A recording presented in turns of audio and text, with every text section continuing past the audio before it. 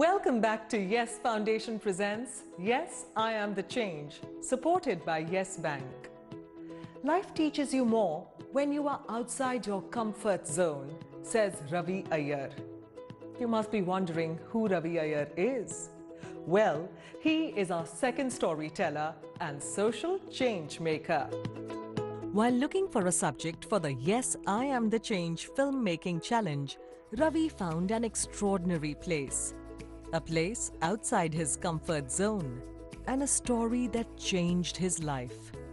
A shelter for terminally ill animals in Karjat, Maharashtra, founded by the inspirational Roxanne Davar. When we came here 2 years back for this story, I thought this is another social story. This is something, we are going to see something different. I didn't know much in the animal care space, to be very honest with you. The first time I saw the shelter, it hit me big time. I mean, it touched me, and it touched me very differently. And Roxanne as a person touched me even more than just the place. So we became good friends, and I understood that her struggle is a very uphill task. It's a larger struggle than any struggle for whatever we do. So I think one is that. The other thing, what I love about this place, when I saw the intermingling of various species. So I had asked her, are you the only person here? And she said, what do you mean by am I the only one here? Can't you see the things around me? Don't you see them? She's completely at home with her bunch of species or other species.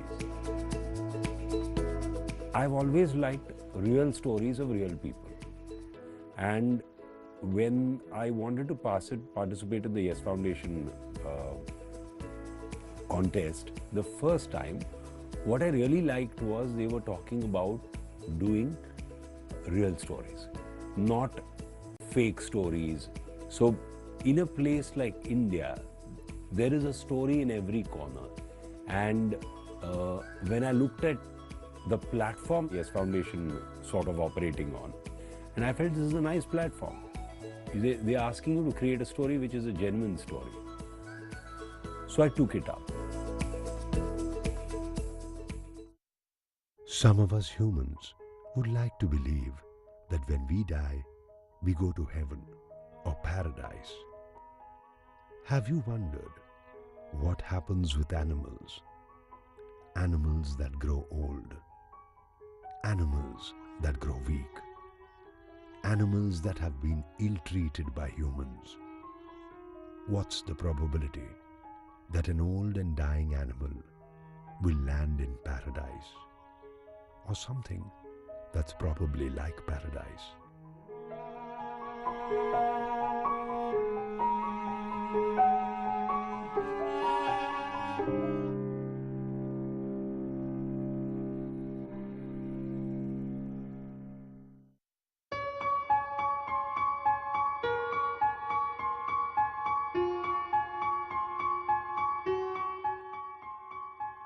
Yeah, started it up. 2011 I moved in, Christmas Eve, and have opened it as a shelter for chronically handicapped animals.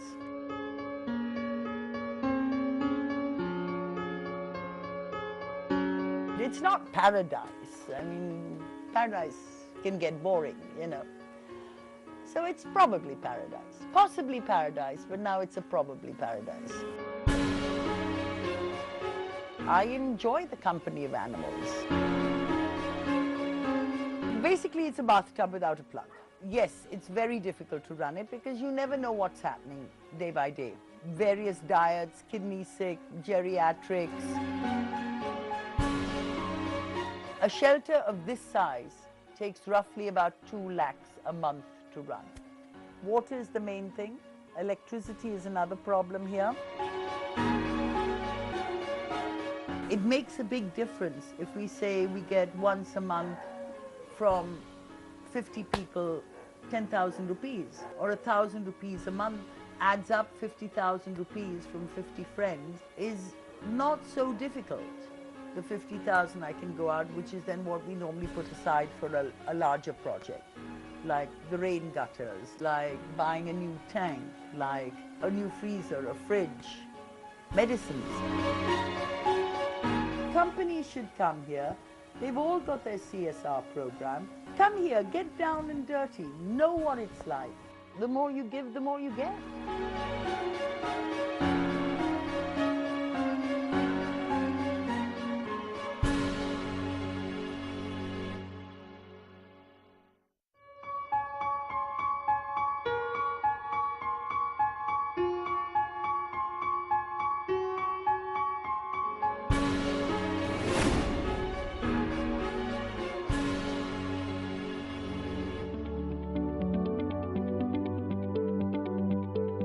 It is not an unusual sight to see Roxanne talking to animals and them responding. Probably Paradise makes us introspect about life and reinforces the belief that life in any form deserves dignity and love. When I spoke to Roxanne and the first time I walked into probably Paradise and she opened the gates, there were 70 dogs which rushed at us. And that's the first time I've experienced anything like that. I just didn't know how to react. I mean, I may not have been petrified, but I was definitely unsettled. And that helped me understand myself better. Part and parcel of my life, I was brought up by an English bulldog. So I enjoy the company of animals. I like it that way. She doesn't even care whether you're a human being or whether you're an animal. Probably she respects animals more than human beings, and for the right reasons. So I've also started understanding that a little better. She treats a more difficult dog with as much respect and care as a very chilled out puppy. I think that's what is the difference between Roxanne and people like us. Animals are God's gift to educating children, helping you to educate your child. Children who are brought up with animals, they walk different, they talk different, they will approach life with a different attitude. We learn a lot from animals if we're prepared to learn. To run a shelter of this size, I have to see what money I have to work with. I work with grants and donations. There's always something else coming in. It's worked till now, my calculations. Ravi came here and he says, I'm interested in solar.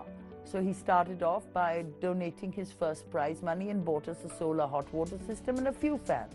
Now we're going to try and get us completely off the grid, because electricity is not competent here. I think the way Yes Foundation has gone about this whole process in the last 3 years is amazing.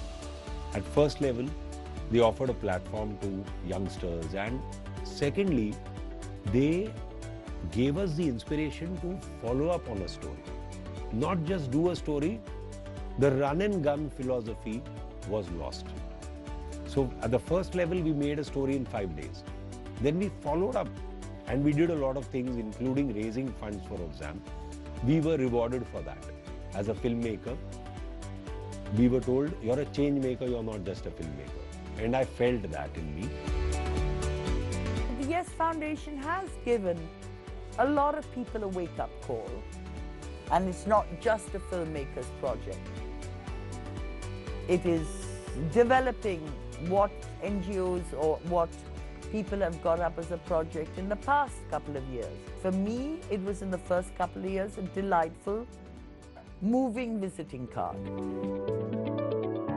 Not only me, other NGOs, people who are changing the world in their own small way.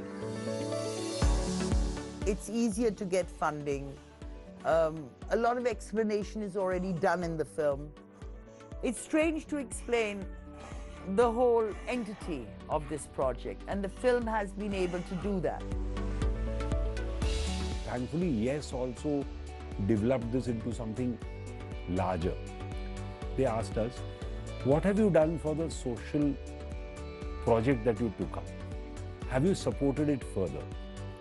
And that's when I realized that, wow, for a change, there is a corporate who's asking you, have you gone beyond just making a film?